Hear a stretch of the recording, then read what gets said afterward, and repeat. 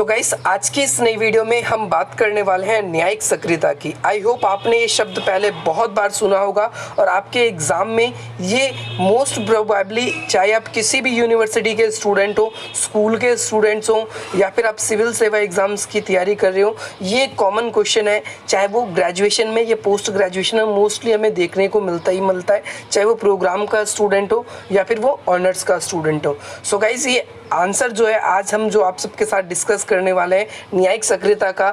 न्यायिक सक्रियता क्या होता है, जिसे इंग्लिश में हम जुडिशियल एक्टिविज्म बोलते हैं।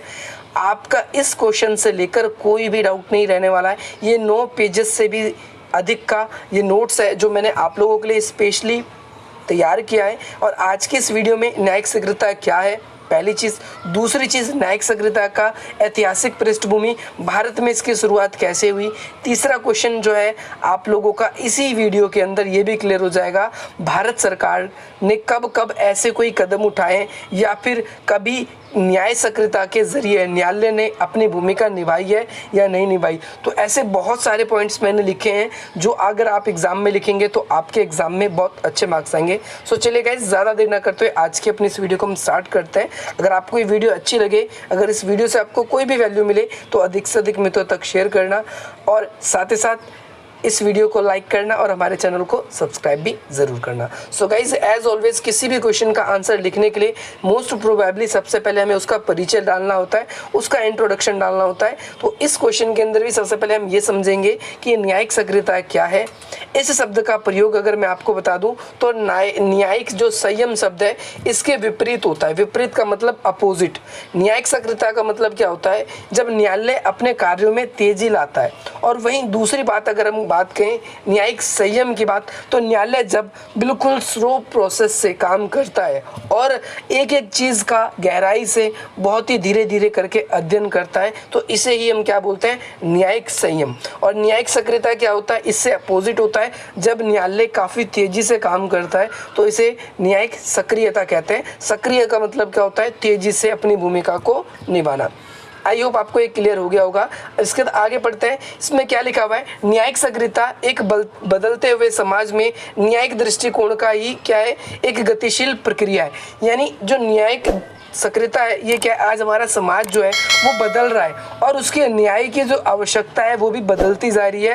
तो समाज के बदलने के कारण जो है न्यायिक दृष्टिकोण भी लगातार बदल रहा है और इसी कारण से आज न्यायिक सक्रियता की भूमिका जो है वो बढ़ चुकी है। आपको ध्यान रखना है, एक राइटर है जिनका नाम है आर्थर श्लेजिंगर। तो गाइस, आप सभी को एक नाम जरूर याद रखना है जब भी हम न्यायिक सक्रियता की बात करते हैं, तो आर्थर श्लेजिंगर जूनियर। इन्होंने जनवरी 1947 में एक पत्रिका प्रकाशित की जिसका नाम था फ्यूचर। अब इसमें इन्होंने द सुप्रीम कोर्ट, इन्होंने क्या लिखा, सुप्रीम कोर्ट 1947 में, इस शीर्षक का जो लेख का जो मतलब था, इन्होंने डायरेक्टली सबसे पहली बारी इस पूरे के पूरे द सुप्रीम कोर्ट जो इन्होंने लिखा, इसमें पहली बारी इन्हीं व्यक्ति ने क्या किया था, जुडिशियल एक्टिविज्म इस शब्द का प्रयोग किया था। तो अगर आपसे कोई पूछता है, ये एमसीक्यूज में भी आपके एग्जाम में आ जाता है, तो आपको ये याद रखना है, आर्थर श्लेजिंगर जो जूनियर है, इन्होंने ही सबसे पहले क्या किया था, इस शब्द का प्रयोग किया था। आई होप आपको ये क्लियर हो गया होगा। इसके अलावा एक अगली चीज़ भी आपको याद रखनी है जिसका नाम है ब्लैक्स लॉ डिक्शनरी। क्या है, इसके अंदर कानून के बारे में सब कुछ लिखा हुआ है। ये एक ऐसी कानून की डिक्शनरी है। इसके अनुसार न्यायिक सक्रियता जो है एक न्यायिक दर्शाना है, यानी न्यायपालिका का ही एक ऐसा रूप है, न्यायपालिका का एक ऐसा काम है जो न्याय दर्शाती है। और न्यायाधीश क्या करते हैं, इसमें अपनी परंपराओं को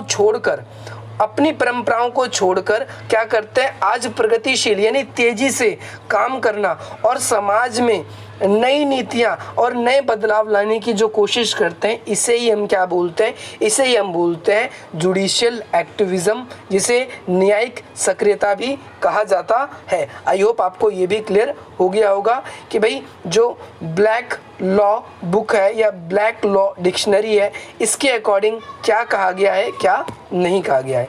इसके बाद आगे बात करते हैं न्यायिक सक्रियता, इसके इतिहास के बारे में भी बात करेंगे गाइस।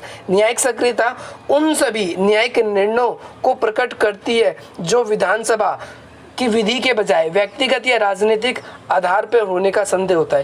देखो मैं आपको बता देता हूँ गाइस, क्या होता है, कई बारी हमारी जो सरकार है, हमारी जो विधान परिषद है, यानी जो भी हमारी संसद है, कई बारी वो ऐसे कानून भी पास करने की कोशिश करती है जो सिर्फ उनको व्यक्तिगत रूप से फ़ायदा देगी या उनको राजनीतिक रूप से मजबूती प्रदान करेगी।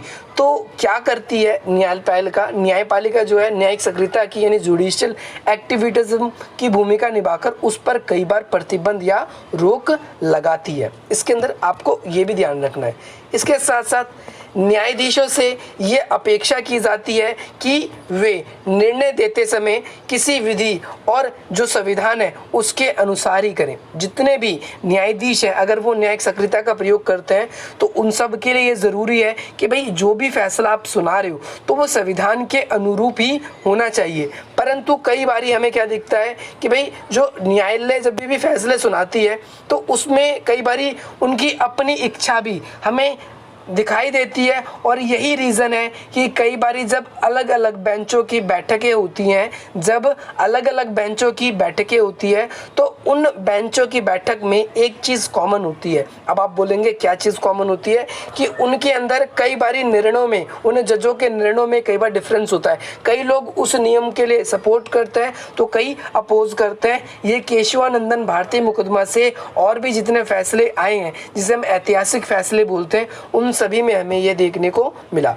अब आपके लिए ये एक इंट्रो था कि भाई जो न्यायिक सक्रियता है उसे हम किस किस रूप से देख सकते हैं, लेकिन एक्चुअली आपको कैसे समझना है न्यायिक सक्रियता, इसका क्या अर्थ है, ये यहाँ पर हमने परिभाषित करने की कोशिश करी है। न्यायपालिका, देखो आप सबको पता है कि भाई शासन के 3 अंग होते हैं, पहला विधायिका, दूसरा कार्यपालिका और तीसरा न्यायपालिका। तो यहाँ पर कॉन्सेप्ट क्या है? कॉन्सेप्ट ये है कि भाई न्यायपालिका विधायिका और प्रशासनिक अधिकारियों द्वारा संविधान में या कानून के तहत अपने जो भी व्यक्ति भाई कर्तव्यों का पालन नहीं कर रहे या फिर संविधान के अनुरूप कोई कानून नहीं बनाया गया है तो ऐसे समय में जो न्यायपालिका है उन्हें अपने कर्तव्यों को याद दिलाने में, विवश करने में अपनी महत्वपूर्ण भूमिका निभाती है। और इस महत्वपूर्ण भूमिका निभाने में ही इसको हम क्या कहते हैं? इसे हम न्यायिक सक्रियता यानी जुडिशियल एक्टिविज्म कहते हैं।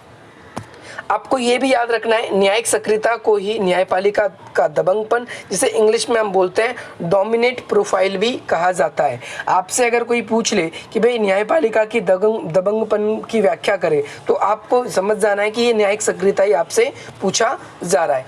न्यायिक सक्रियता, इसमें न्यायिक का मतलब तो आपको समझ में आ गया कि ये सिंपल शब्द है जो कि न्याय को जनता के बीच में आने से, तेजी से जो न्याय है वो जनता को तेजी से मिले, इससे लेकर ये शब्द बना है। और सक्रियता जो है इसका मतलब क्या होता है, यहाँ पर सिंपली शब्दों में मैंने आपको बताने का प्रयास किया है कि न्यायपालिका अपने मंथर गति यानी काफ़ी धीमी गति से अगर कार्य कर रही होती है तो उन कामों को छोड़कर, यानी धीमी गति से काम ना करके बल्कि तेजी से एक स्वयं से भी संगठन की तरह काम करती है, खुद आगे निकल कर आती है और अपने आत्मनिर्भर होकर अपने जो फैसले वो लेती है।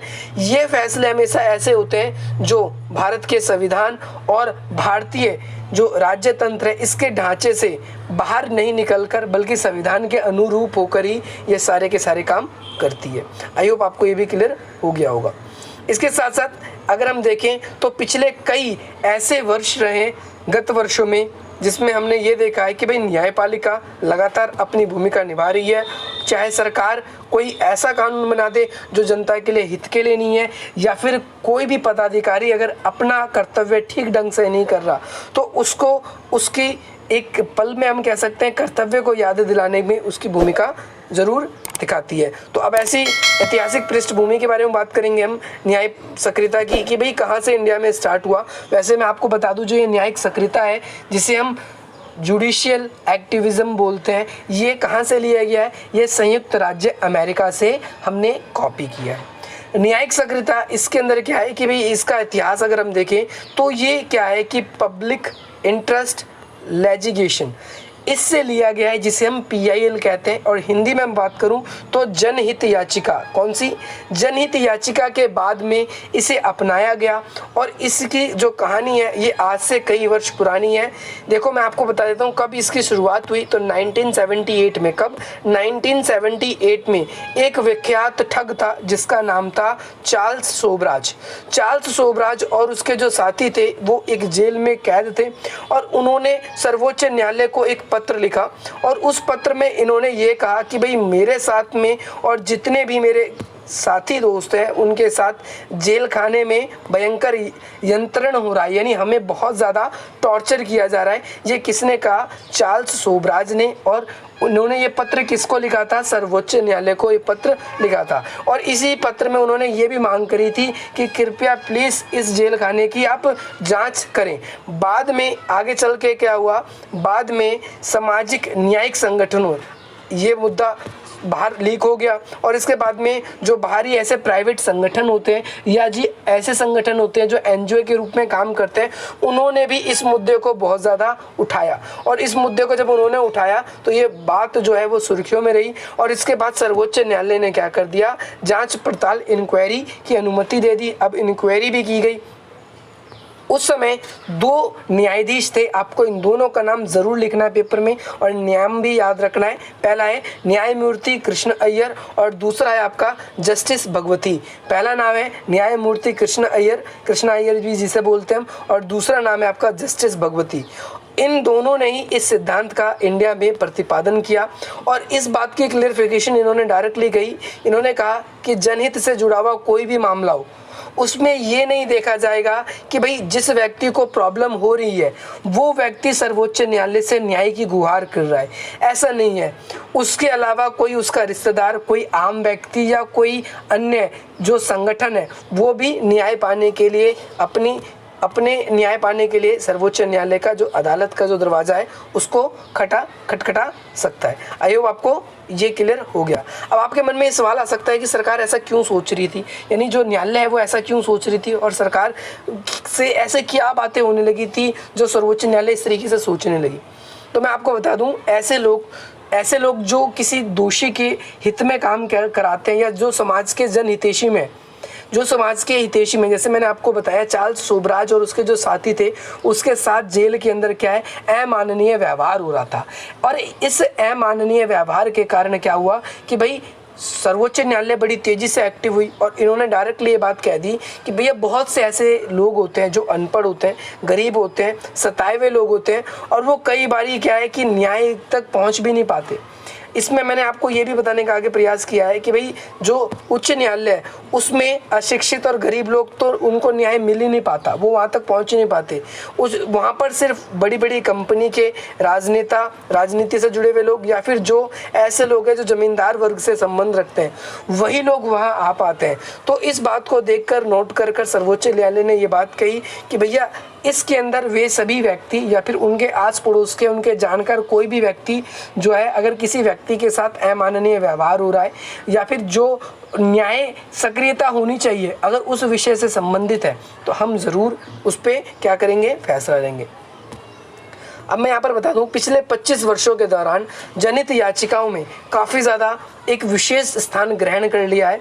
और इसके साथ साथ अगर हम देखें तो बहुत से लोगों को लगता है कि जनहित याचिका सिर्फ मजदूरों के लिए, कैदियों के लिए या बंधुआ मजदूरों के लिए या ऐसे लोग जिन्हें सताया जा रहा है, जो ऐसे कैदी है जो विचाराधीन है या फिर ऐसे मजदूर जिनसे ठेके पे काम कराया जाता है परंतु उन्हें अधिक सैलरी नहीं दी जाती या फिर संसद या विधानमंडल के जो अधिकारी हैं सिर्फ वही इसमें अपनी याचिका दायर कर सकते हैं। परंतु ऐसा नहीं है, इसके अंदर जो वे सभी याचिकाएं दायर हो सकती है जो सार्वजनिक भलाई के लिए है, जो पब्लिक के इंटरेस्ट और लेजिस्लेशन से संबंध रखती है।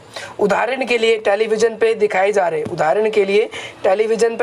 रहे कार्यक्रम, साथ ही साथ नदियों, जलाशयों और साथ ही साथ दिल्ली में हरित पट्टी या रिज के रख रखाव, राशन कार्ड, रिश्वतखोरी और साथ साथ सरकारी मकानों के आवंटन के लिए, इन सभी मामलों के लिए भी सर्वोच्च न्यायालय में क्या की गई है, याचिका दायर की गई है। और सर्वोच्च न्यायालय ने कई बारी इसमें अपनी महत्वपूर्ण भूमिका निभाई है। सो गाइज, ऐसे कौन कौन से फैसले हैं जो सर्वोच्च न्यायालय में आए हैं और सर्वोच्च न्यायालय ने उन केसों की सुनवाई करने के बाद में अपने फैसले सुनाए। तो एक एक करके हम इन सब के बारे में बात करने वाले हैं। सबसे पहले फर्स्ट पॉइंट हम बात करेंगे कैदियों के साथ अमानवीय व्यवहार। तो ये भारत का सबसे पहला केस था। मैं आपको बता देता हूँ ये इस केस की कैसे शुरुआत हुई और सर्वोच्च न्यायालय ने यानी उच्चतम न्यायालय ने कैसे इसमें न्यायिक सक्रियता की भूमिका निभाई। अगर आप देखेंगे यहाँ पर तो क्या था कि बिहार में एक भागलपुर जगह है, वहाँ पर एक जेल है जिसका नाम है भागलपुर सेंट्रल जेल। आज भी फांसी अगर किसी को देश के अंदर फांसी की सज़ा होती है तो उसकी रस्सी इसी जेल में बनाई जाती है। आप इस बात का भी ध्यान रखना। दिल्ली और कलकत्ता के जो न्यूज़पेपर्स हैं, अखबार हैं, उसमें एक खबर काफ़ी तेज़ी से छपी कि भागलपुर में जो 31 विचाराधीन कैदी किसे कहते हैं, वे कैदी जिन पे अभी क्राइम सिद्ध नहीं हुआ है, अभी उनका केस चल ही रहा है, परंतु उनके साथ बहुत ही अमानवीय व्यवहार हुआ है और उनकी आंख निकाल ली गई है। उच्चतम न्यायालय ने इस कांड के लिए कर्मचारी के विरुद्ध में कार्रवाई करने का आदेश दिया क्योंकि इसकी जाँच हुई और इसमें वो सारे के सारे कर्मचारी जो जेल के थे वो दोषी पाए गए। और साथ ही साथ इसमें डायरेक्टली बिहार सरकार को सर्वोच्च न्यायालय ने यह भी फटकार लगाते हुए कहा कि इन सभी लोगों का आजीवन जो खर्च होगा ये बिहार सरकार ही उठाने वाली है। आई होप आपको ये भी क्लियर हो गया होगा। इसके बाद 1979 इसमें एक याचिका दायर की। अभी याचिका क्या है, जनहित याचिकाओं को याचिका कहा जाता है। एक याचिका दायर की गई, इसके आधार पर सर्वोच्च न्यायालय ने दिशा निर्देशक जारी किए कि भाई बहुत सारे ऐसे कैदी थे जो बिहार की जेलों में कैसे थे, विचाराधीन मामले के रूप में कैद थे और वो उन लोगों को ना तो बेल मिल पा रही थी और ना ही उनके ऊपर जो क्राइम था वो पूरी तरीके से सिद्ध हो पा रहा था, बल्कि वो क्या कर रहे थे, जेल के अंदर अपनी सिर्फ सजाएं काट रहे थे। तो इससे बचाने के लिए सर्वोच्च न्यायालय ने ये फैसला दिया था। आई होप आपको ये भी क्लियर हो गया होगा। इसके बाद करते हैं दूसरा, आर्थिक शोषण के विरुद्ध जो सर्वोच्च न्यायालय ने न्यायिक सक्रियता की भूमिका निभाई है। इसमें अगर आप देखेंगे दिल्ली प्रशासन द्वारा दिल्ली में क्या चल रहा था, एक परियोजना चल रही थी जिसका नाम था एशियाटिक परियोजना और इस परियोजना के लिए ठेकेदारों के जरिए बहुत हज़ारों श्रमिक ऐसे थे जिनकी नियुक्ति की गई और इसको करवाया जा रहा था, परंतु उच्चतम न्यायालय ने ये देखा कि जो ठेकेदार हैं वो मज़दूरों को न्यूनतम जो मजदूरी है वो भी नहीं दे रहे। तो इसके बाद में उच्चतम न्यायालय ने सभी मजदूरों के लिए न्यूनतम मजदूरी दी जाए, इसके लिए क्या किया, अपना फैसला सुनाया। इसके साथ साथ और भी है, जैसे भिवानी आपने सुना होगा, हरियाणा में ये जगह है। यहाँ पर एक गांव है जिसका नाम है पिचोला। अब यहाँ पर क्या है कि भाई सालों से रह रहे और काम कर रहे बंधुआ मजदूर थे, इसके विरोध में भी उन्होंने फैसला सुनाया था क्योंकि ये भी याचिका सर्वोच्च न्यायालय में दायर की गई थी। इसके साथ साथ अगर आप देखेंगे उच्चतम न्यायालय द्वारा दिए गए आदेशों के आधार पर बंधुआ मजदूरी के जो ठेकेदार थे उनसे लोगों को क्या कर लिया गया, उनके चुंगल से मुक्त कराया गया। इसके बाद में बिहार में भी क्या है, चर्मकारों का शोषण होता था। चर्मकार आपको ये शब्द बहुत इजीली मिल जाएगा, आपको पता भी होगा। और जो प्रोफेसर उपेंद्र बख्शी थे उन्होंने क्या किया, उन जो भी चर्मकार थे उनके साथ में बहुत सारी यातनाएं होती थी। यातनाएं होने का मतलब क्या है, उन्हें बहुत ज़्यादा टॉर्चर किया जाता था। तो इसके विरोध में ये क्या की गई थी, ये जो अपील है इसको दायर किया गया था। अगला थर्ड पॉइंट है, बहुत सारे ऐसे फैसले सर्वोच्च न्यायालय ने वो सुनाए हैं जो कि न्याय नागरिकों की सुविधा से संबंधित है। जैसे फरवरी सन 2000 में सर्वोच्च न्यायालय ने आदेश दिया कि भाई केंद्र सरकार और जो दिल्ली सरकार है वो दोनों गलत जगह पर कचरा फैलाने वाले झुग्गी बस्तियों पर रोक लगाए और दूसरी बात जो भी ऐसा करता है उसे दंड भी दिया जाए, जो दिल्ली को गंदा कर रहा है उसको दंड भी दिया जाए। और ऐसी कॉलोनी जो अनअधिकृत है उसे पहचाना जाए और उसे ऐसे स्थानों से हटाकर जो ऐसे स्थान है जहाँ पर रेजिडेंशियल एरिया है उनको वहाँ से निकालकर एक अच्छी जगह उनको बसाया जाए जहाँ पर वो भी अच्छी तरीके से रह सकें। अच्छा, आई होप आपको ये क्लियर हो गया होगा, क्योंकि झुग्गी से जो था ना तो वहाँ पर उनके लिए जल निकास व्यवस्था थी और ना ही उन लोगों के लिए स्वच्छ पेयजल मिल पाता था, बुनियादी सुविधाओं का अभाव था, इसीलिए उनके लिए अलग बस्तियाँ निर्माण करने की बात करी। साथ ही साथ यहाँ देखेंगे उच्चतम न्यायालय ने रिहायशी इलाकों में चल रहे सभी उद्योग जो थे उन सभी पर क्या कर दिए, रोक लगा दी। क्या कि भाई वे सभी उद्योग जो कि स्वास्थ्य के लिए हानिकारक है और वो रिहायशी इलाकों में, तो इस पर क्या कर दिया जाए, रोक लगा दिया जाए। परंतु इस पर उन उद्योगों पर रोक नहीं लगाया गया था जो घरेलू उद्योग थे, यानी जो इतना ज़्यादा क्या नहीं करते थे, पॉल्यूशन नहीं क्रिएट करते थे। आई होप आपको ये भी समझ में आ गया। इसके अलावा बहुत सारे ऐसे फैसले हैं जो सर्वोच्च न्यायालय ने दिए हैं और इससे जनता को फ़ायदा हुआ है। जैसे EWS एडमिशन सुना होगा आपने, नर्सरी एडमिशन सुना होगा। इसके साथ साथ अस्पताल में कितने फ्री बेड हैं इसकी जांच के लिए, दिल्ली में सड़कों पर बढ़ती हुई दुर्घटना इसके लिए, और ऑटो रिक्शा द्वारा अधिक जो किराया है वो वसूला जाता है, इस कारण से इसके ऊपर भी एक क्या किया गया, फैसला सर्वोच्च न्यायालय का सुनाया गया। इसके बाद हम बात करते हैं अगले फैसले की, जो कि है कैपिटेशन फीस से संबंधित। कैपिटेशन फीस क्या थी मैं आपको बता दूं। उच्चतम न्यायालय ने कर्नाटक सरकार को एक आदेश दिया और उस आदेश में उसके द्वारा जो भी कर्नाटक में, पहले क्या था मैं आपको बता दूं, बहुत सारे स्टूडेंट्स ऐसे थे जो मेडिकल और इंजीनियरिंग कॉलेज में जाते थे, एडमिशन लेते थे और पढ़ते थे, और इसी कारण से वहाँ की सरकार जो थी कर्नाटक से बाहर राज्य से जो भी स्टूडेंट आता था उससे ज़्यादा फीस वसूलते थे। इसे ही कैपिटेशन फीस कहा जाता है।